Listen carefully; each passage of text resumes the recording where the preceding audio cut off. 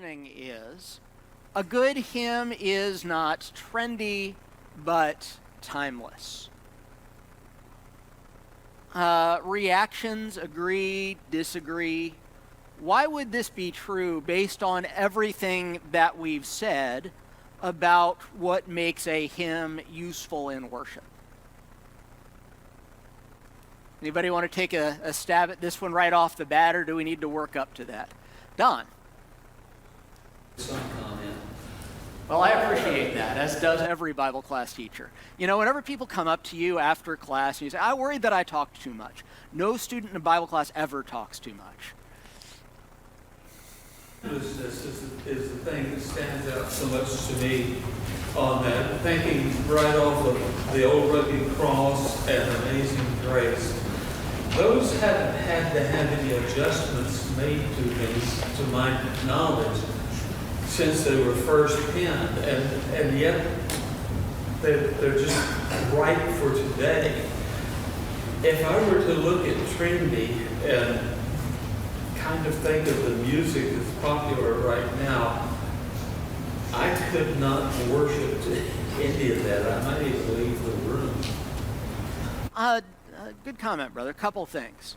First of all, what Don said is when he thinks about, really great hymns like Amazing Grace or the Old Rugged Cross, those are hymns that have stood the test of time. And even though we don't live in the era when those hymns were written, they still say something powerful and meaningful to us.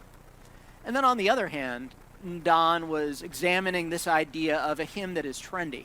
And he opined, and this is true, that one of the things that might make a hymn trendy is the music, that it is mimicking a popular music style.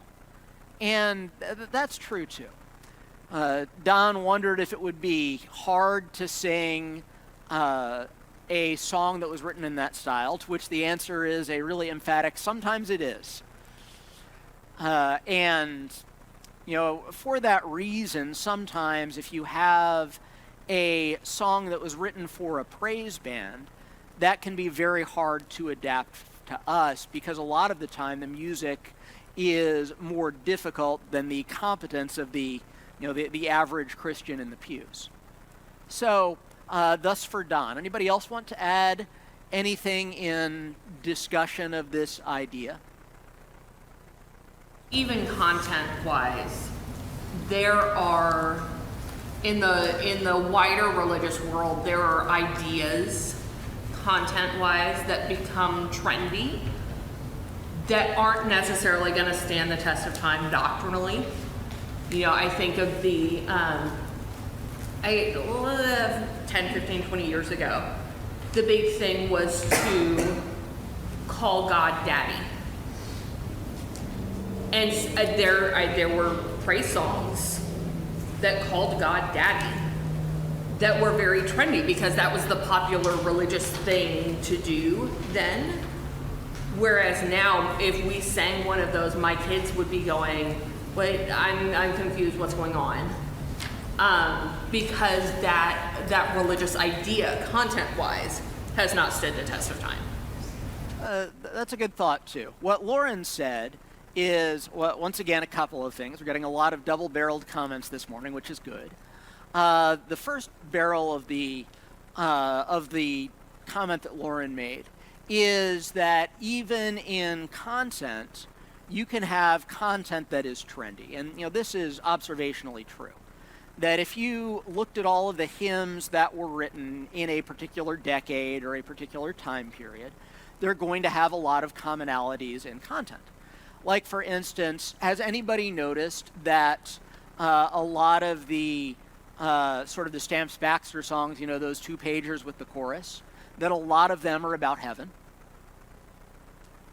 That's because that was a fashionable idea to write about in the 1920s, the 1930s, especially when the country was in the middle of the Great Depression, and you had all of these people who were suffering here and were looking for hope of a better life in the life to come.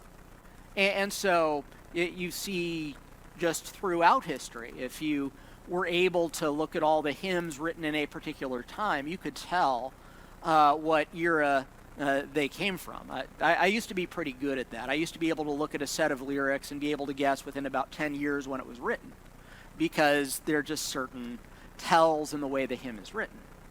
But Lauren observes that a lot of the time that content doesn't age well. Sometimes it does. You know, hopefully there's not a person here who has a problem with singing "This World Is Not My Home," because that's one of the greatest hymns to come out of that era of hymns about heaven. There are others that were not as good that have not stood the test of time. And so the example that Lauren talked about in particular was 20 years ago. It was really fashionable to have hymns that or praise songs that referred to God in a very informal way. They'd call God Daddy. And that's not a fashion that has stood the test of time, in part because a lot of people got really upset and delved into the Aramaic and said, no, that's not what Abba means. Abba does not mean Daddy. And so that one is not something that has proven to be of enduring value. Other thoughts here? Hey. Please, offer. Just from like the younger perspective, because like where I go to college, like obviously like at college age, they're like using tons of new songs now, and like mixing the old ones too. And so like I think it's really cool like learning the new songs, and kind of like where my mind's been like listening to this is like how much time's gonna pass before like those songs become like integrated, and like 100 years from now, people are like, oh, those are the classics. Where like I look at now and like some of the songs we sing, I forget what year they're written in, but you look back, oh, that was written like the 1800s. It's like, whoa, like those have been around forever. And I wonder sometimes like the new songs we sing, like are they never gonna stick? Are they never gonna like become timeless like the other ones? Because there's some that we sing like in school. I'm sure Eli can attest, like they are beautiful. But I go like, I get outside the college realm and you don't hear them at all. And like you wish that these people would sing them, because like they're beautiful songs. Like to me, like they can become timeless, but we're not maybe allowing them to, because we maybe looked at older hymns and thinking like, oh, those are the ones we need to sing, or those are the ones that we have to sing because like they've been around forever. But I think songs are songs. Like you can create new ones and like help those become timeless as well, because there's some of the songs that we sing at school, like the messages are just, they're beautiful. Like people are crying and they're like, oh my goodness, like these are beautiful songs. But like other people are not learning them, and it's hard to learn them sometimes when it's, you don't have 100 college students in a congregation who can just easily pick up on that stuff, or are used to picking up on that stuff. But I think it's just, it's something like think about, like let's make some songs that become timeless, because if we just sing them once, it sounds bad because we don't really know it, and we never sing it again. But it's, they have the opportunity to become those things, but we don't like give it an opportunity. No, I think that was a great comment. Let me see if I can rephrase to the class everything that you just got through saying. Basically, what she's talking about is, on the one hand, this is what it says on the screen, and yet on the other hand, there are a lot of good new hymns that are being written now, and good new praise songs that are very valuable, that are beautiful, that have good words. And so we need to look to those too. Is that a fair summary? And I agree with that 100%. And, it's probably time to reiterate this just for the benefit of those who have been able to be here all quarter. But, this is not about old versus new. This is about something that is quality and useful in worship versus something that is not. And a comment that I've made is that when I was putting this book together, I tried to pair bad old hymn, good old hymn, good new hymn, bad new hymn. And of all of those, the category that I had the hardest time filling was hymns that are from 100 years ago that we don't sing and we don't know, because I tried to make everything unfamiliar. because we pretty much sing everything that was really good that was written 200 years ago. That's already in the repertoire. But the easiest category I had, or the category that I had the easiest time filling, was looking for good new stuff. That there is stuff that is written in 2017, 2019, by people I don't even know, people who are outside the circuit of the churches of Christ. And they're just excellent. And I think, yes, absolutely, we should bring those in and we should import them. Because, 100 years ago, "This World Is Not My Home" was a new hymn, wasn't it? Back in 1779 or whatever, "Amazing Grace" was a new hymn. In 1861, "Abide With Me" was a new hymn. At some point, people had to learn all of these hymns and incorporate those into the repertoire. So yes, 100% agreed. I think it's great that Jackson Heights has a hymn learning class, and we should try to use that to add stuff to our repertoire that is just as good or maybe even better than what we're already singing. So, maybe a slightly different perspective, but I agree with everything that you said. Anybody else? Okay. I might just relate this too to, what's the purpose of being trendy? Because we've had the issue of people wanting to say the Bible is outdated. So what do? New translations pop up to try to reword or say things in a different way to relate to different people. So you think about too, sometimes hymns are maybe labeled trendy, and it's the purpose of it was maybe to relate to and put hymns in words that more people might relate to easier. For instance, "Night with Ebb and Pinion," who really knows what that means? But it's a song we've sang forever. It's a beautiful hymn.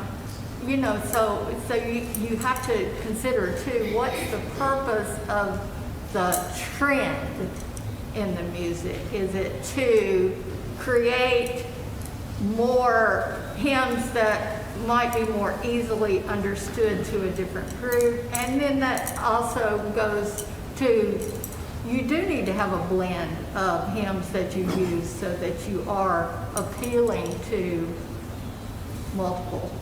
No, I agree with all that as well, Kay.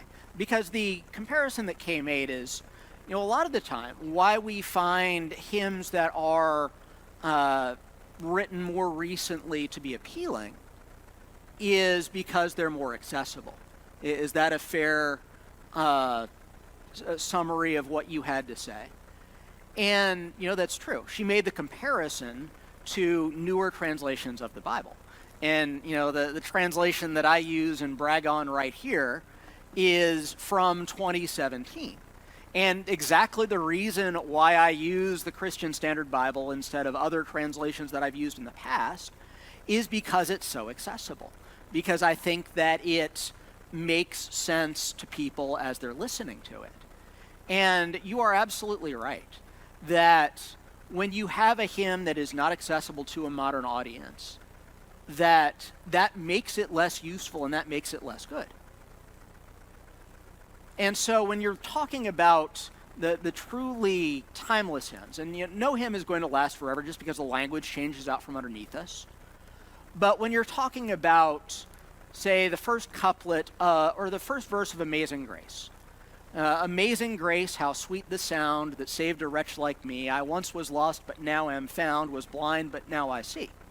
Written in 1770 something. How hard is that to understand?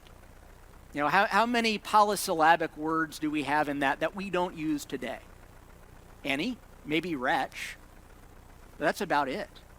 Everything else is just as plain and clear as it was when it was written. But on the other hand, and I don't think this is breaking the rule, but Kay brought up "Night with Ebb and Pinion" as an example of a hymn that is not as accessible. And I think we're both agreed that this is a beautiful and good hymn, but one that can be hard to understand. Because how many of us use Eben in our everyday conversation? Yeah, I don't work that one in a whole bunch either. How about pinion?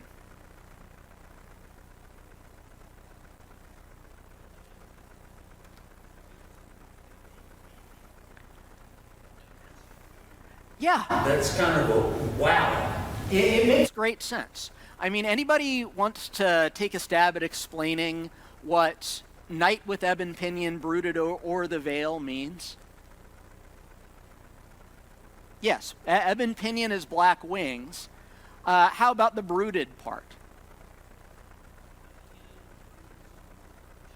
Yes, that's it. Surround and protect them. Yeah, that's exactly it. What Blaine said is that ebon pinions are black wings, which is right.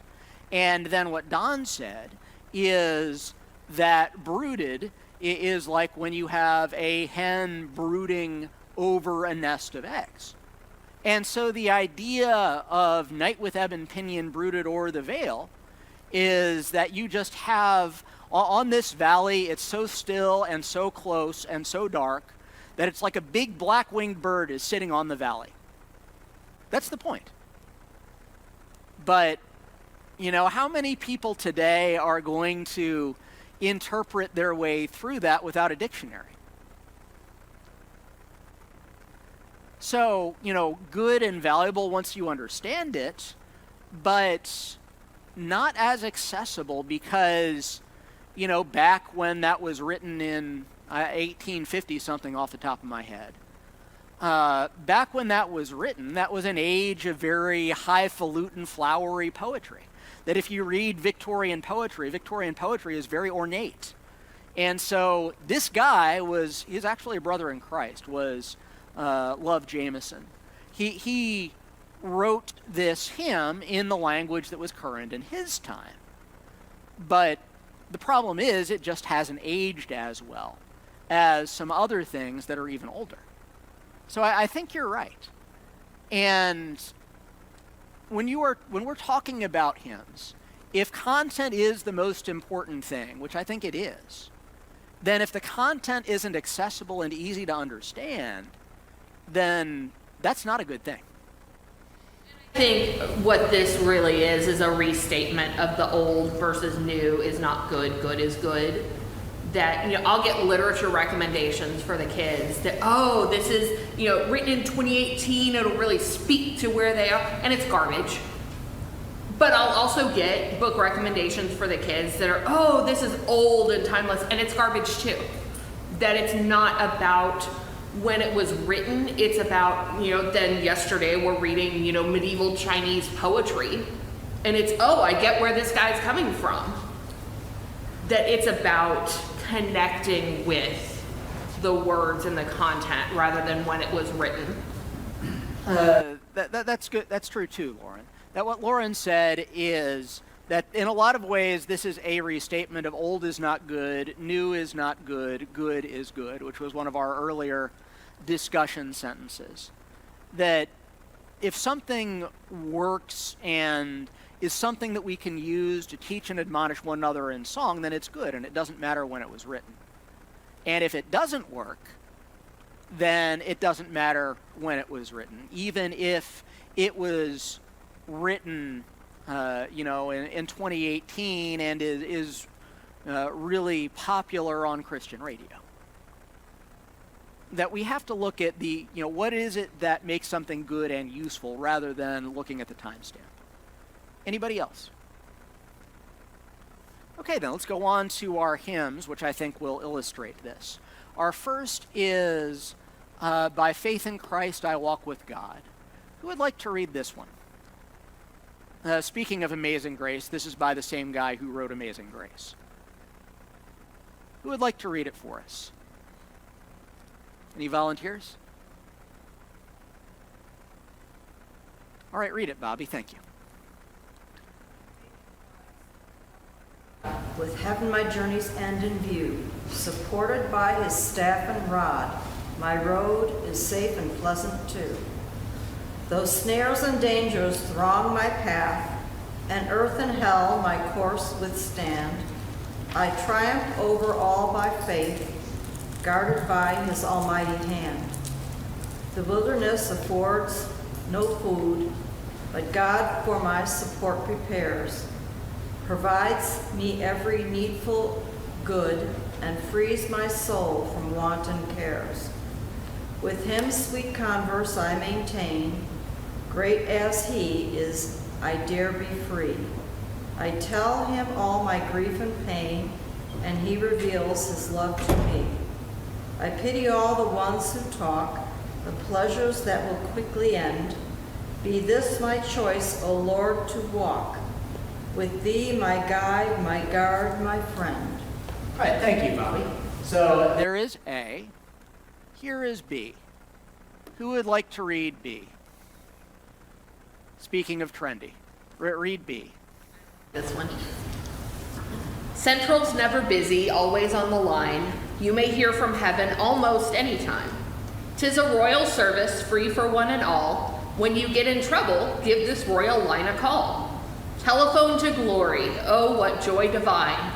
I can feel the current moving on the line.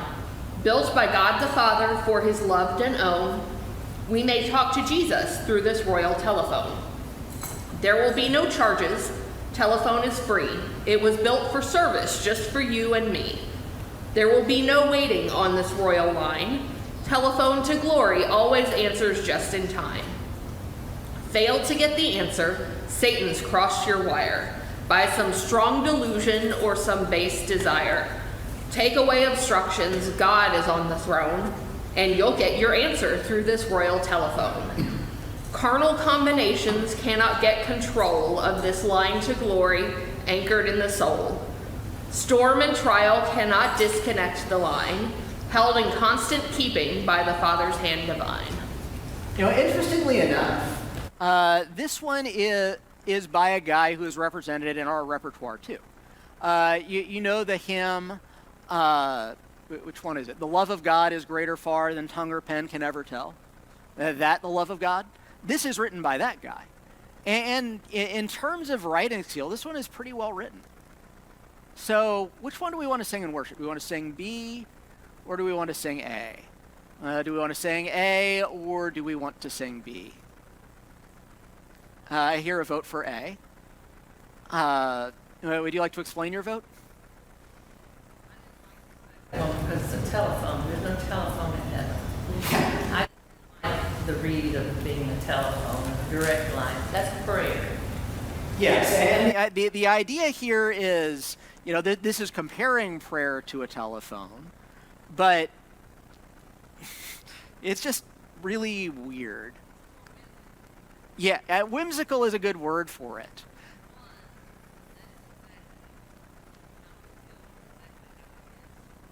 Yes, exactly. That we identify with the first one, I think.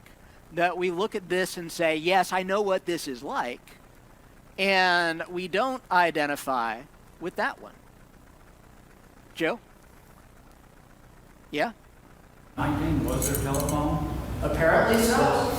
This Dude certainly wrote a whole lot about the telephone system in... Yeah, I don't know where he lived, but he is clearly dealing with a particular technological epoch here. That this you could probably say, okay, back when phone service had all of these attributes, this is when this was written. Don? I prefer the first one, looking particularly at scriptural content. But the second one, there's a really good message there. And I would really expect to hear this on the Grand Ole Opry. It's a good country song. I haven't listened to it being performed, but that's what I hear. Oh, I've listened To this one. I've listened to this one a whole bunch because I'm a hymn dork. For about 5 years, this was my ringtone. So, it was pretty funny at first. It got gradually less funny every time it went off. But so, and I think what else Don said is, this sounds like something that you would hear on the Grand Ole Opry, and that's exactly right. And there's a good message. Well, with some exceptions, I think there's a good message here. But the problem here, is the problem here mostly the content, or is the problem the expression? It's the expression. It takes something that is very important and very serious and puts it into trivial language. Also, how well has this metaphor held up? How much of this stuff do we still know what it means? For instance, I can feel the current moving on the line. Anybody who is much older than I am want to try to explain that? I've never felt current moving on the line. But if I had to guess, it was if you had an unshielded telephone wire, then you could literally feel the telephone's signal on the wire. I think that's what it's saying. I see heads nodding. Nobody wants to admit being that old, but apparently it's true. How about Satan's crossed your wire? I mean, we say idiomatically, well, I guess I just got my wires crossed on that one. Anybody want to explain what that's talking about? The old switchboard and the operator, and if you had an operator that didn't know what they were doing, maybe, you ended up connected to the wrong person or having a bad connection. Well, what Landon opined is that this has to do with the old style telephone switchboards, and I think that's true, and that maybe the operator plugged it into the wrong hole. But I think literally what it is, unless if somebody else want to speak from knowledge here, but I think that what it was there again you had these unshielded wires, and so you would have two circuits or a circuit in operation, and the operator would plug in another connection, and the wire from the second would touch the wire from the first, so you could hear what people in the first conversation were saying. I think that's technically what getting your wires crossed is, but again, I've never experienced this. I don't know. Jana?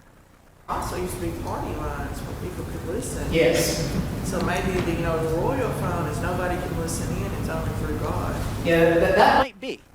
Although, what Jana said is, maybe part of the point here that we're missing is that back in the day they had party lines where you could just pick it up and listen to whoever else was on the same line. And the story goes that back in the days when my dad was growing up on the family farm, they had a party line, and his sisters were dating people, and so they'd want to be on the phone with their boyfriend, and the old farmer lady down the road was kind of bored, and so she'd pick up and listen to the conversation. And they didn't care for that much. So maybe the idea of a royal telephone is that you don't have to share it with anybody. Although looking at this from a writerly perspective, I strongly suspect that the reason why this was written is at the end of line 3, where we see that Frederick Lehman discovered that throne and telephone rhyme. And so he wrote a whole hymn about his neat little rhyme pair of throne and telephone, even though it doesn't really make sense. Because do we think of somebody sitting on a throne talking on the telephone? Well, I mean, I know that some people take their phones into the restroom with them, but I don't think this is what this is talking about. So it's just it's a really weird image that rhymes and doesn't work. And I suspect part of what's going on here is that I Wikipedia. In 1919, there were phones all over the U.S. The U.S. was one of the most. I assume, was he American? Yeah, he's okay. The U.S. was one of the most telephonically connected, and so this was 5G, and this was exciting, and everybody was talking about it. But when I was growing up, VCRs were super cool and exciting, And so I could see someone writing a hymn about how, you know, prayer is like a VCR and you don't have to hit the rewind button because God died. I don't know. But Probably if more we- like the Bible is like a VCR. is how I would write it. But Zoe and Marky, their first question would be, what is a VCR?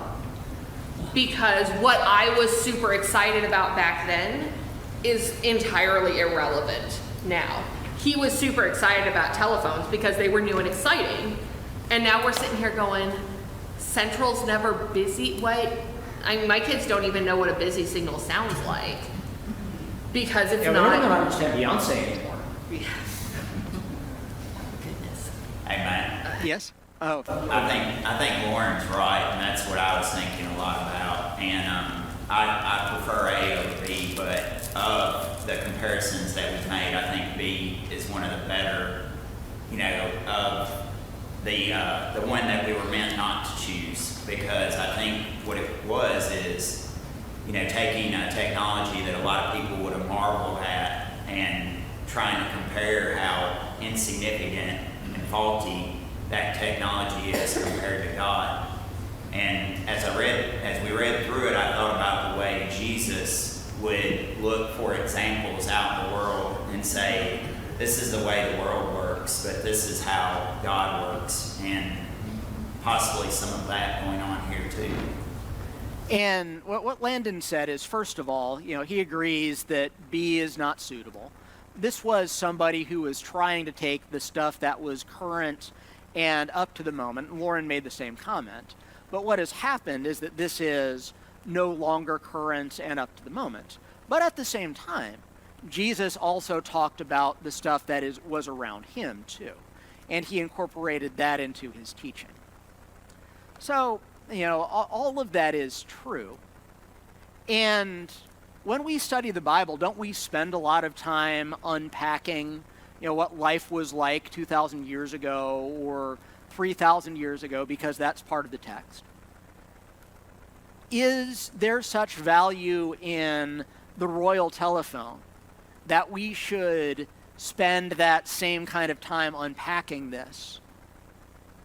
No, it's just not on the same level. That this is, I think, a much less serious comparison than the ones that we see in the Bible. That it takes prayer and reduces it to something that is trivial. And in 1919, this probably would have made a lot of sense and really resonated with people. In fact, if you go look up Frederick Lehman on hymnary, what you will see is that the hymn of his that was most popular was The Love of God, the one that we still sing. This was the second most popular. This thing really took off like a rocket because it captured the spirit of the time. And yet, here more than or I guess just about 100 years later, even though the language hasn't changed that much, the technology has changed so much that rather than seeming trendy and relevant, this is something that just seems very dated. Although, back to this idea of content, because I think that when we look at this, there are some problems with content that are obscured by the metaphor. Look especially at verse 3. What is verse 3 telling us about prayer?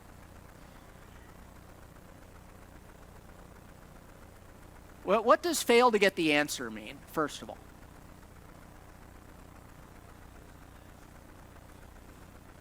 Or that there are times when God doesn't answer prayers, and we would describe that as an answer of what?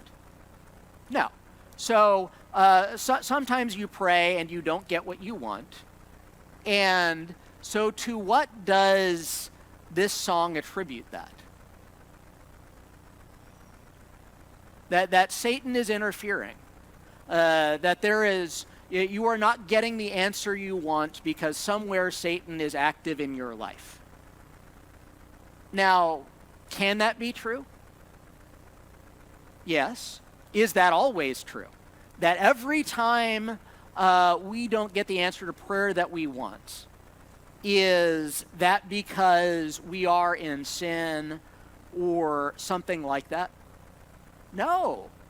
And so, in addition to having this really trendy comparison, trendy in 1919, the other problem that's going on here is that the dated content is obscuring a really simplistic take on prayer. So you have sort of the expression problems that are obvious, but once you start thinking about what this actually means, I think there's some content problems here. And we should not expect that just because everything in our lives is righteous, or we've made an effort to get some sin out of our lives, that now God is going to start answering our prayers the way that we want. That's not how it works. If the telephone, so typically telephones are two-way, as a rule. Yes. Prayer, not, like in verse 1, you may hear from heaven. Is this, God answers your prayers by speaking in your head? Is that bound up in this? Like, is that how you hear back from the person that you're talking to on the phone? That may be, and I wondered about that one too. What Lauren asked in terms of content is in the first line, or the first verse, when it says, you may hear from heaven almost any time. Does this mean that God is literally talking to us because that's the way that telephones work? And that might be what the author had in mind, but we know that that's not something that we can expect. That is not how two-way communication with God works. Bobby. I was driving in my car the other day listening to a Moody radio program. Yes. And what I found interesting was they were talking about this couple that was having marital problems. And she waited and the Lord spoke to her. And I'm wondering, is this guy of that persuasion? I mean, is it? I think She's probably. I think probably. What Bobby wanted to know is she was listening to some Christian radio program yesterday, and it's about a couple that was having marital problems, and the wife opined, well, God spoke to me. And there are people around us who believe that. And it may well be that what's going on here is that this is a guy who believes that too. That when it comes to prayer, he doesn't think he just sends, he thinks he receives. So, anything else here? Okay, let's go on to the other one, to by faith in Christ I walk with God. This one too is based on an extended metaphor. What is the extended comparison that we see in by faith in Christ I walk, by faith in Christ I walk with God? What is it? This is about what? We're so used to it, it's almost not metaphorical anymore.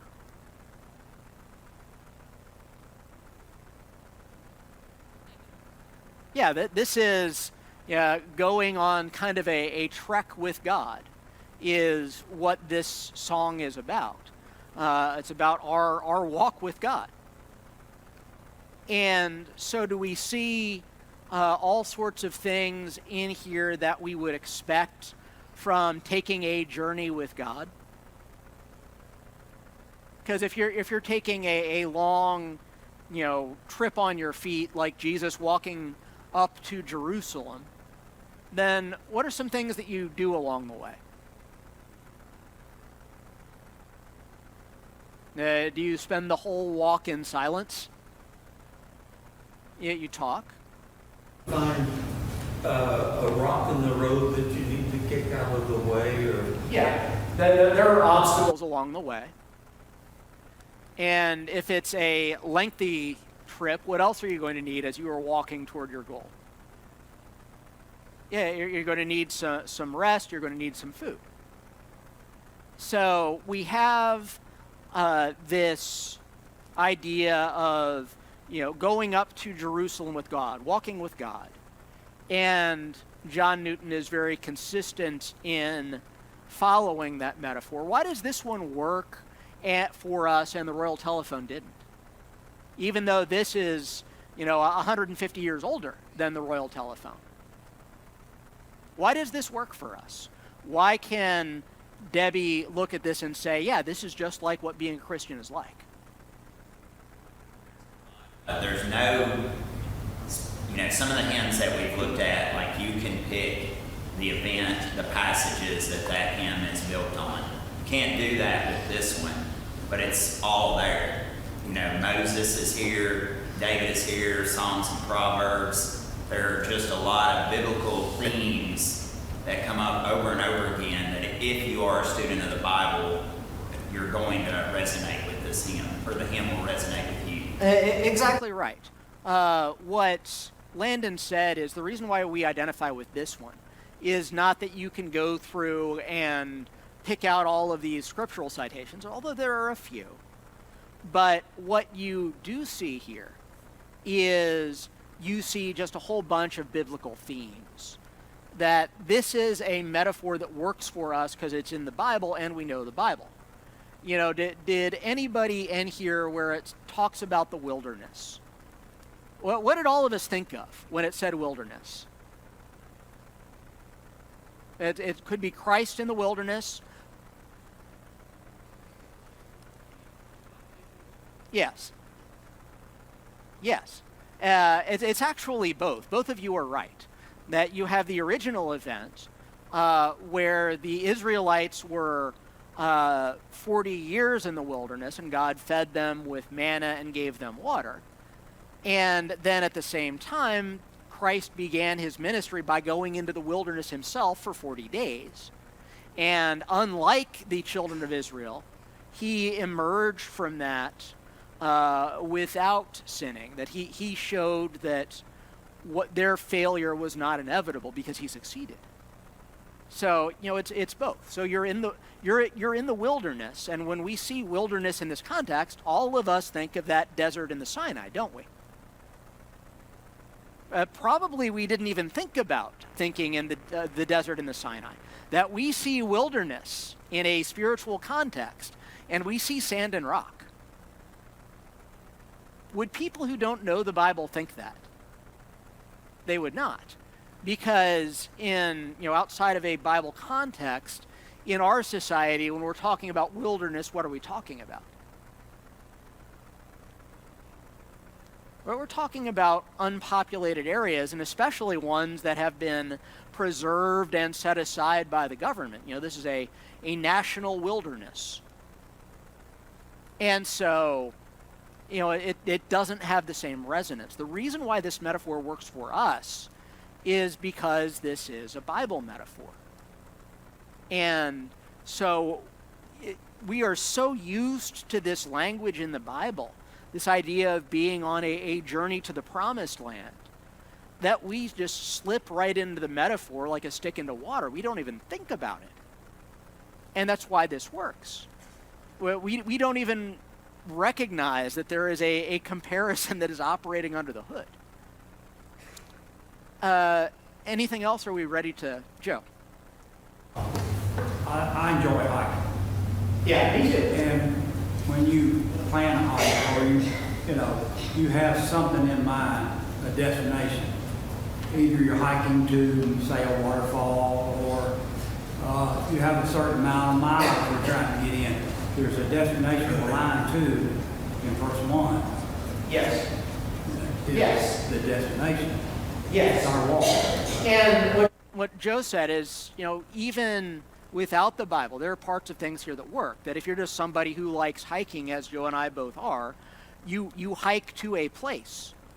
And so here, this says that the destination that we are going to with God is heaven. So, there too, there's this very familiar, simple element. And what do you think of the tone of this? Does this seem like a really bitter, angry guy? No, part of what makes this so appealing is it's just so peaceful and calm in its tone, and so The language is just very, very simple and warm. John Newton was a very good writer. Of the 5th verse just really hit me when I read it. And this is my choice.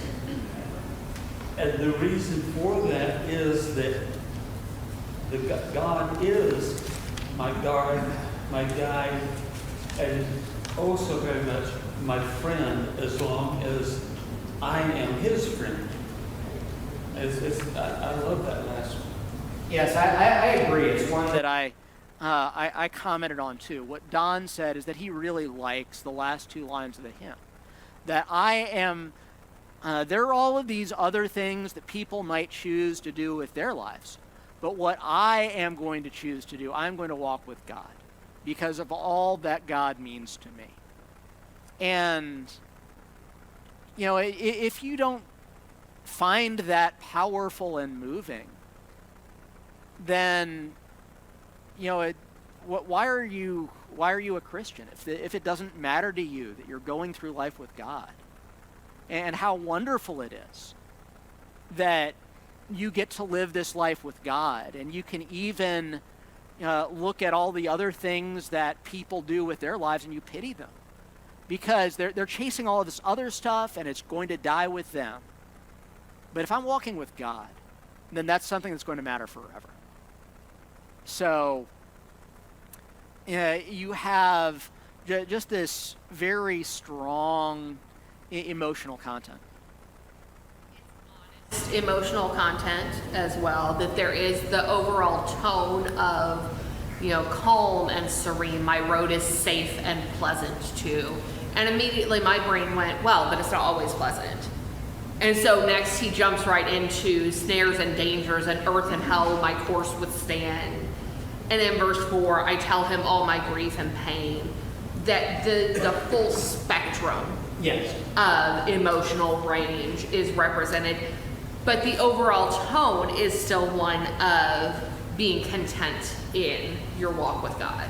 I think that's it. What Lauren said is you have this sort of this overall tone of tranquility. This is a hymn that is being written from a spiritual mountaintop. Somebody who's really satisfied in their walk with God. And yet, despite that, it's honest about what walking with God is like. That even when you're walking with God, that you have snares and dangers. Notice, by the way, this is the Amazing Grace guy, so he uses snares. You also have cliches of your very own as a writer, in addition to the ones you share with your time. So, you have snares and dangers, and as you're going along, you have grief and pain in your life that you bring to God in prayer. And that's true. And I love the way that he deals with that in verse 4. The idea of being able to be free in our prayers with God. This is quality content. Because I think this is one of my hobby horses recently, so I apologize if I'm on a hobby horse again. But a lot of the time we just censor our prayers. We think, oh, that's not appropriate to say to God. Everything's appropriate to say to God because God is so great that God is willing to listen to those things from us. So I guess that's a good place for us to stop. I've been buzzed out. Thank you all for your comments, and we will continue on with Lesson 9 next week, if the Lord wills.